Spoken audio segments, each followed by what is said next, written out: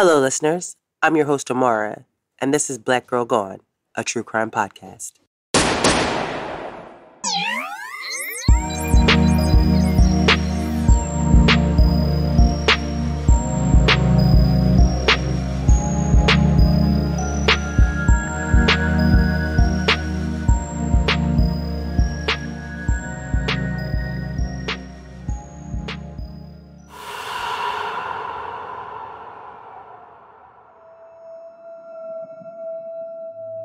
On this episode of Black Girl Gone, I tell the story of 21-year-old Carol Jenkins, who was murdered on September 16th, 1968 in Martinsville, Indiana. Carol had recently begun a job selling encyclopedias door-to-door when she traveled to what was widely known as a sundown town. Less than 4 hours after she arrived, Carol was dead. She had been stabbed in the chest. For decades, her case remained unsolved, and the killer was unidentified.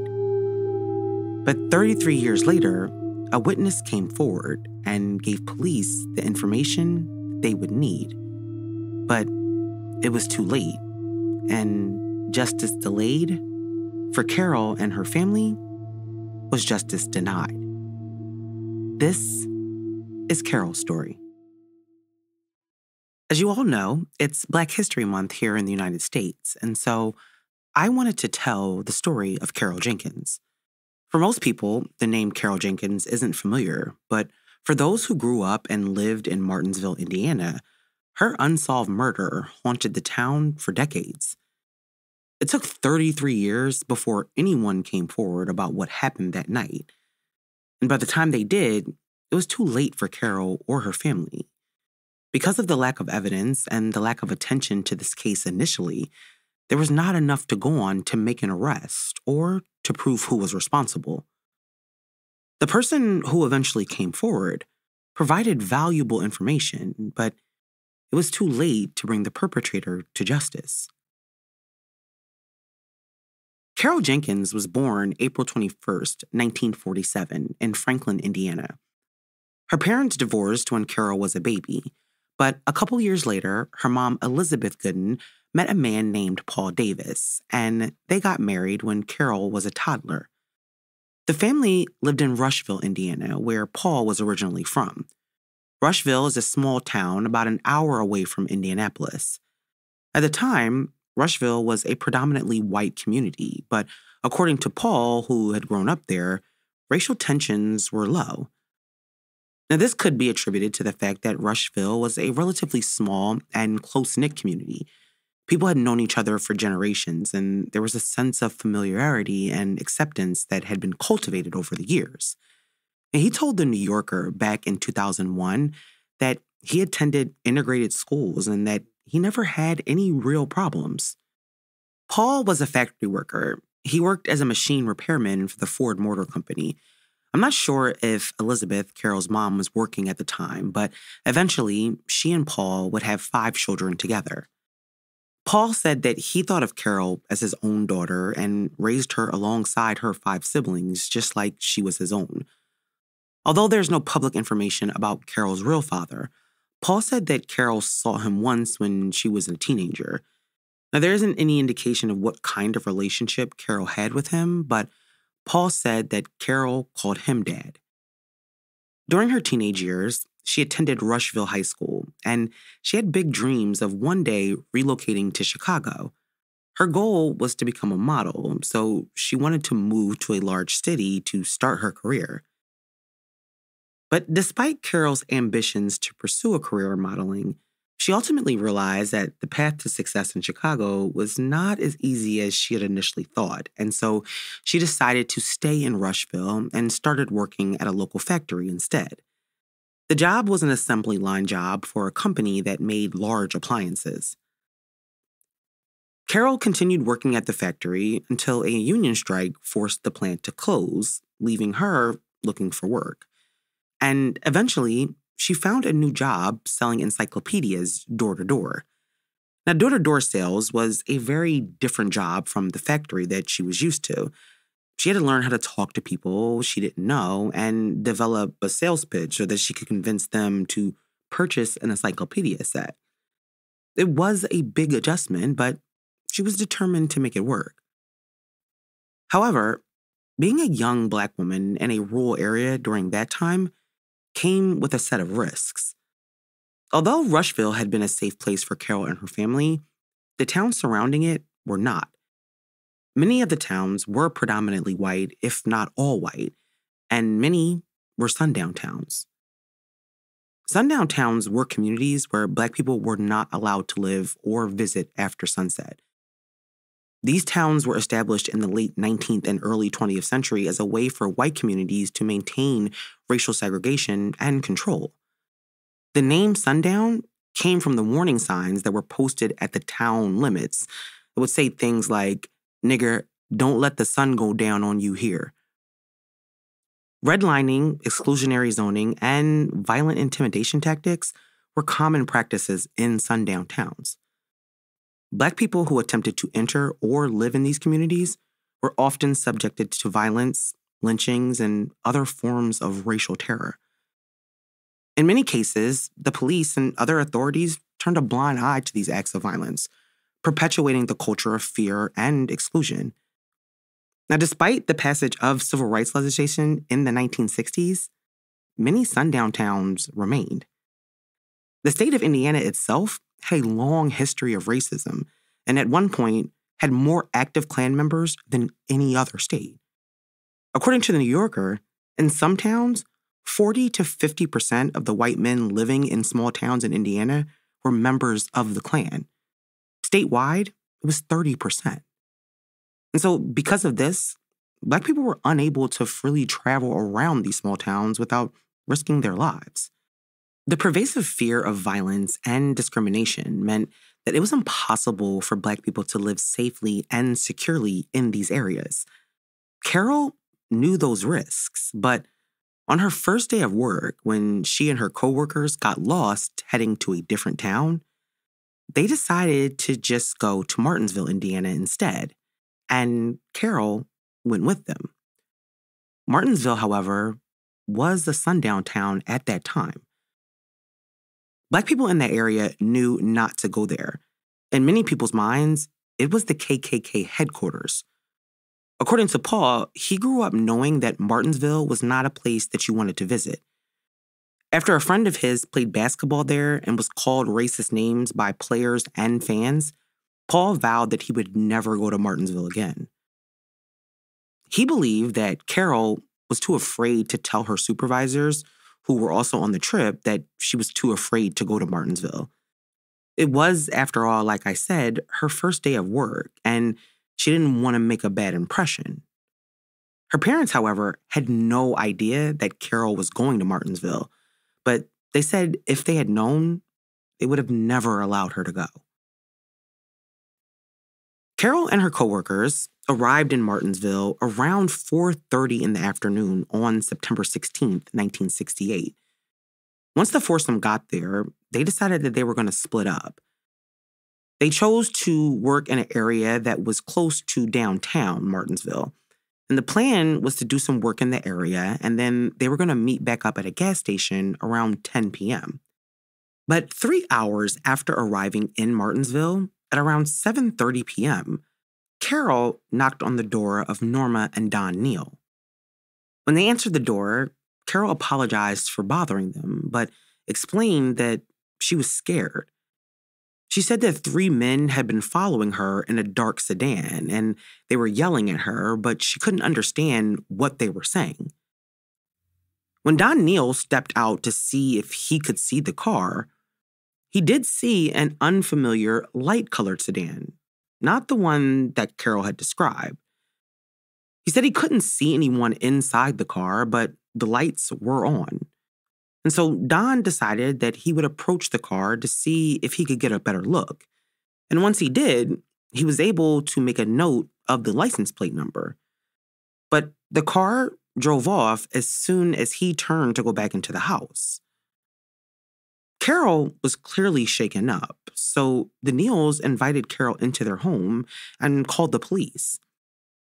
Now, policemen arrived at the home and spoke to Carol. According to the Neals, the conversation lasted about 10 minutes, and then the officer left. Carol had explained to the couple why she was in Martinsville and that her coworkers were also there. And so Mrs. Neal volunteered to walk with Carol around to see if they could find her coworkers. A friend of Mrs. Neal's also accompanied them, and they walked around for several minutes, but they never found any of her coworkers, and so they went back to the Neal's home. Now, the couple told Carol that she was welcome to stay at their home until it was time to meet up with her coworkers, but Carol declined the offer. At 8 p.m., around a half hour after she first arrived at their door, Carol thanked the Neals for their help and hospitality, and she left. Carol left the Neals' house to make her way to the designated meeting place where she was to meet her coworkers. Now, Carol might have felt that it was easier to just meet her coworkers at the designated place rather than staying with the Neals until that time. She also probably didn't want to be a burden and wanted to avoid the risk of overstaying her welcome. I mean, she appreciated their hospitality, but maybe she thought it was impolite to stay too long. And so Carol left and began walking towards the gas station. An hour after Carol left the Neals' home, her parents in Rushville received a devastating phone call. When Elizabeth, Carol's mom, answered the phone, she said the voice on the other end asked her if she was Carol Jenkins' mother. And when she said yes, they told Elizabeth that it was the coroner calling and that Carol had been found dead on the side of the road. But Elizabeth said that she thought that someone was playing a sick joke on her, and so she hung up the phone. But it wasn't a joke. When the coroner called back and spoke to Carol's sister, he told her what he had told her mother, that Carol was dead. At that moment, Elizabeth felt her world shatter as the reality of what had happened to her daughter began to sink in. Elizabeth initially was in denial and refused to believe that the phone call was real, as it seemed so far-fetched and unimaginable. I mean, the finality of the news that Carol was in fact dead was too much for her. It was the magnitude of the news that was so shocking that in Elizabeth's mind, she simply could not process it. Instead, she sought refuge in denial as a means to cope with the tragedy. But that night, Elizabeth, Paul, and the rest of Carol's family had no idea that the quest for justice and answers had only just begun, and that this journey would be a long one. This show is sponsored by BetterHelp. I always feel like I'm at my best when I get things accomplished that I set out to do. When you're at your best, you can do great things, but sometimes life gets you bogged down and you may feel overwhelmed or like you're not showing up in the ways that you want to. Working with a therapist can help you get closer to the best version of you. Because when you feel empowered, you're more prepared to take on everything that life throws at you. Therapy has so many crucial benefits that can help you through the ups and downs in life. It's helpful for learning positive coping skills and how to set boundaries. It empowers you to be the best version of yourself. It isn't just for those who've experienced major trauma. If you're thinking of giving therapy a try, BetterHelp is a great option. It's convenient, flexible, affordable, and entirely online. Just fill out a brief questionnaire to get matched with a licensed therapist, and you can switch therapists at any time for no additional charge. If you want to live a more empowered life, therapy can get you there. Visit betterhelp.com/girlgone to get 10% off your first month. That's BetterHelp, HELP.com/girlgone. On September 16th, 1968, Carol Jenkins had gone to Martinsville, Indiana with her coworkers to sell encyclopedias. But A few hours after she arrived, Carol knocked on a neighbor's door asking for help. She said that she was being followed and that the men in the car were yelling at her. But after declining their offer to stay, Carol went back outside, and less than an hour later, Carol was dead. After leaving the Neal home on the evening of September 16th, Carol began to walk back towards the location where she was supposed to meet her coworkers. But almost an hour after she left, near a busy intersection, a teenage boy who lived nearby found Carol lying on the ground where she had collapsed. The boy ran to a restaurant that was close by so that he could call the police. At first, no one could tell what had happened. It had been raining and it was dark, and so, according to the police who first arrived at the scene, they didn't know why Carol had collapsed. When the ambulance arrived to transport Carol to the hospital, she was still alive, but she died shortly after arriving. It was then that they discovered what really happened to Carol. Once they removed the wool coat that she had been wearing, they saw that she had a single puncture wound to the chest. And they quickly realized that the stab wound was the cause of her death, and that it had pierced her heart. The wool coat had been concealing the wound, and it wasn't until they removed it that they were able to discover the truth. This was a homicide. But investigating this murder would be difficult for many reasons. The first reason was the fact that Martinsville didn't have a detective in their small department, and so the murder would have to be handled by the Indiana State Police and the sheriff in the county. However, by the time they were notified of the homicide, critical evidence had already been lost. Until Carol was examined at the hospital, it was unclear that a crime had occurred, and so the crime scene wasn't secured. A state police detective who began working on the case said that he found about 50 people hanging around the crime scene when he arrived. He said people began handing him Carol's belongings, like her glasses and a notebook that had been found a few blocks away. According to reports, the unsecured crime scene had everything to do with the fact that they did not know that a crime had occurred. And by the time that the state police and sheriff got involved, it was too late to secure the scene, and whatever evidence had existed was either washed away or contaminated. As the police began investigating the murder, they spoke to the Neals, and investigators learned that Carol had been followed that night that she was murdered by what she described as a dark sedan. They were able to track down that car and discovered that a teenage boy and his friend had been driving the car. And they admitted that they had followed Carol, but they denied yelling at her and said that they had nothing to do with her attack. Eventually, police declared that the teenagers were not responsible. Don Neal had also told police that he had actually seen a light-colored sedan that evening. However, even though he had tried to take a mental note of the license plate number, by the time he spoke to the police, he had forgotten some of the plate, and so they were unable to track down the car or its driver. It didn't take long for Carol's murder to make local and national newspapers, but there was very little information about what happened and no evidence, and the people in Martinsville refused to talk. A reporter who worked the story told The New Yorker that they went to Martinsville to speak to people about the murder and find out what they knew.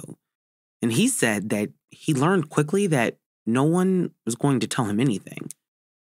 Quote, "The town became a clam. I got the impression real quickly that there was something funny. I began knocking on doors to see if anyone had seen this gal, and I got nothing from the townspeople. After a while, we learned that nothing was going to happen, and even if somebody knew something, they were afraid to talk. they really didn't want outsiders coming in. It cooled and cooled until it was futile. So we ended up just making routine calls. And when you called, you got the same standard: the investigation is continuing. You knew if anything was going to happen, it would have to be anonymous.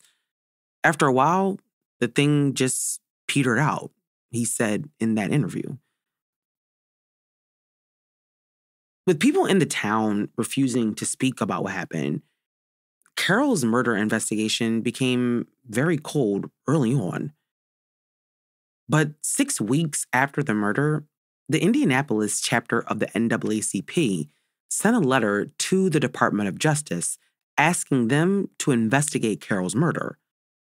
The letter stated that, quote, Morgan County has historically been associated with the Ku Klux Klan-like activities. The letter also highlighted the fact that the local authorities had failed to make any progress in the investigation, and it raised serious questions about their commitment to justice. The NAACP was concerned that due to the county's history of racism and the lack of action by the local authorities, that justice would not be served and that the murderer would not be found. And so they called on the Department of Justice to investigate the case. But the DOJ never got involved in Carol's case. However, the NAACP's letter, for many Black people in the area, solidified what they already believed to be true: that Carol's murder was racially motivated. But in the months following her murder, police were unable to arrest anyone. There were, however, at least a few suspects, including a construction worker whose whereabouts police couldn't account for during the time of the murder, and they considered him a prime suspect, but he had left the state shortly after the murder, and then he was killed in a shootout. The other suspect was a man who owned an auto repair shop. Now, Carol's journal that had been found a few blocks away from the crime scene was found outside of the shop, and so it led police to wonder whether that was a coincidence or whether he had something to do with Carol's murder. Both men, along with several others, were given polygraph tests, but no charges were ever filed. Over the next several years, there were many rumors about who killed Carol. The belief was that there were people in Martinsville who knew exactly who killed Carol, but no one in the town was talking.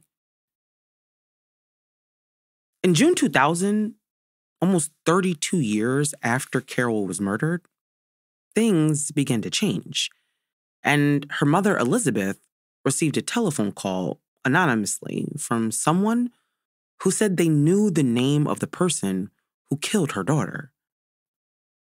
When Elizabeth told Paul what the caller had said, he decided that he needed to hire a private investigator, and so he used his retirement savings to do so.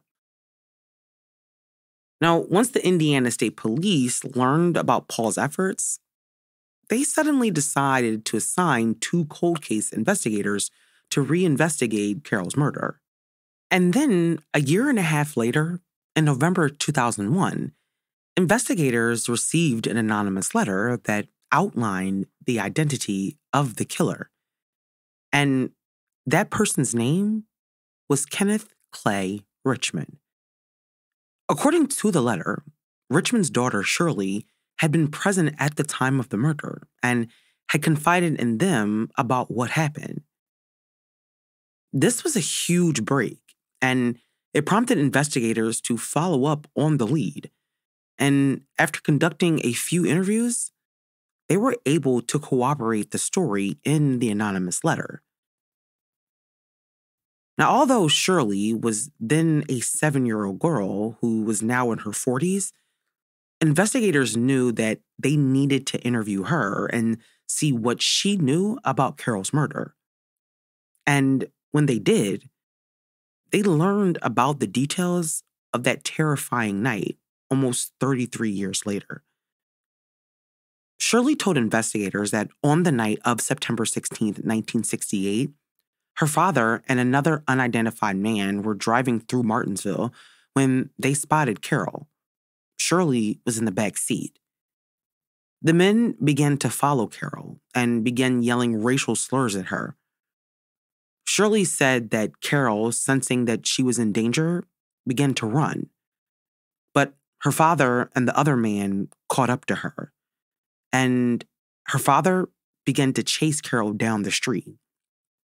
Then the men attacked her. The unidentified man held Carol down while Kenneth Richmond stabbed her in the chest with a screwdriver. After the attack, the men got back into the car, and Shirley said that they were laughing and joking. Then her dad offered her $7 not to say anything.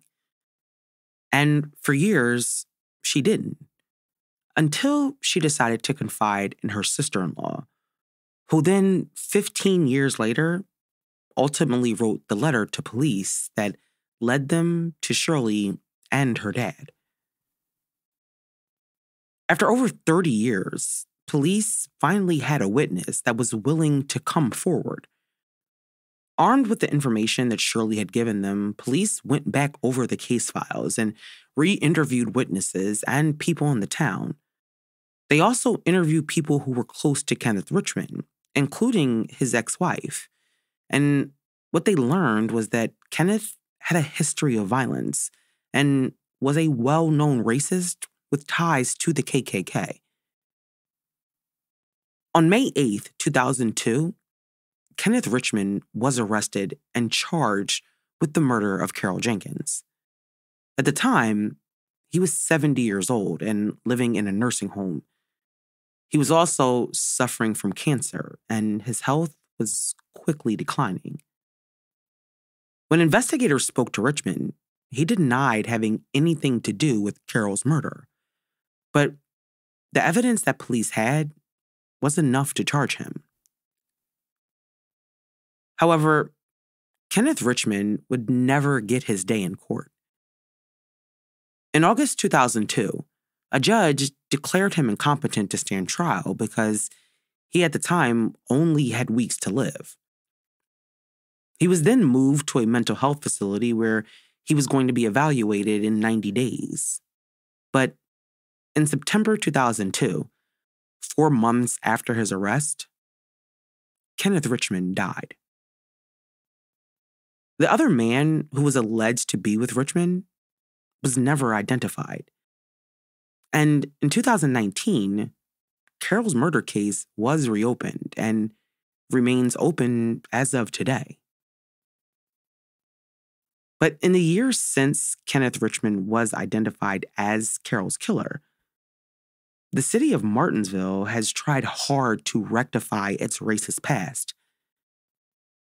In the town, there is now a memorial dedicated to Carol and a park named for her. The city also issued an apology to the Davis family. It has now been 54 years since Carol Jenkins went to Martinsville, Indiana to sell encyclopedias. She was only 21 years old at the time, and she had her entire life stolen from her for simply being Black in the wrong town at the wrong time.